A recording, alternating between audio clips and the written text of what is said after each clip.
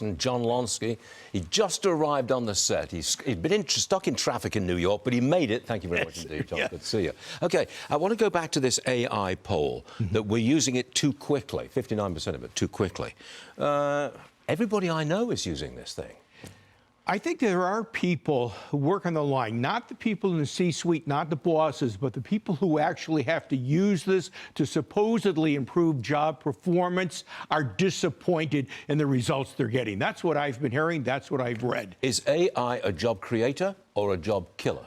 I think ultimately, over the long term, it's going to be a job creator. We're going to find out that we could do, as individuals, far more work than we could in the past.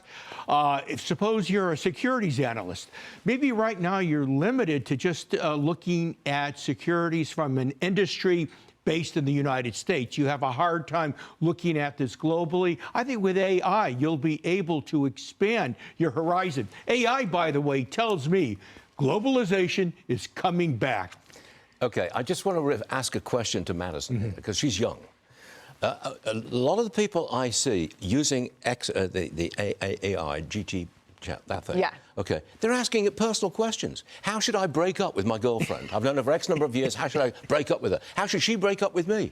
Yeah. Is that common? It is. I won't name who, but I have a girlfriend who went to college with me, so Yale, and then went to HBS, and she admitted to using ChatGPT as her therapist. So she was going to it, she was going through a job transition and was asking for therapy advice. So well-educated young people are turning to this for personal advice. I do think there is a risk in data.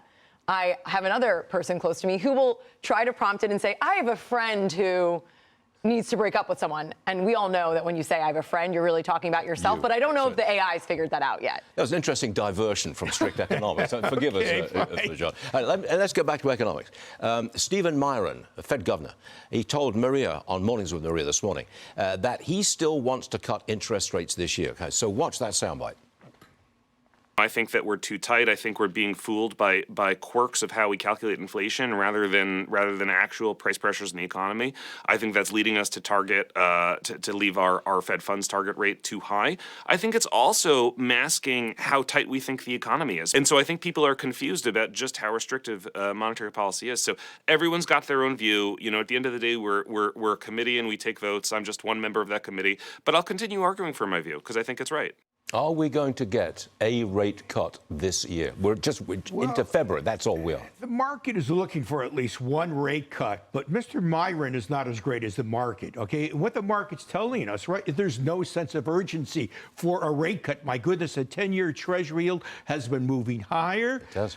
We also have, you know, the implied probability of a rate cut, the first rate cut is supposed to take place in June, and that implied probability has dropped from 85% at the end of 2025, and this morning I think it was down to 57%. It's almost a toss-up. So the market's not screaming, we need a rate cut, we need a rate cut. And the unemployment rate stays low. Unfortunately, jobs creation isn't there. OK. Well, I've got the yield on the 10-year Treasury this morning. We just keep putting it up on the screen. We're almost at 4.3%. It's up. There's no way mortgage rates are going to come back down below 6% with a 10-year yield like that, is there? You are exactly right. I mean, this buying of mortgage securities by federal agencies, all that has done, it has narrowed the spread between the 30-year mortgage yield and the 10-year Treasury yield. But if that 10-year Treasury yield goes up to 4.3%, we might still see a 30-year mortgage rate of above 6%, 6.1, 6.2. And that's the way it is. John Lonski, thanks for scrambling to get in. It was worth it. Thank you very much indeed. Thank you.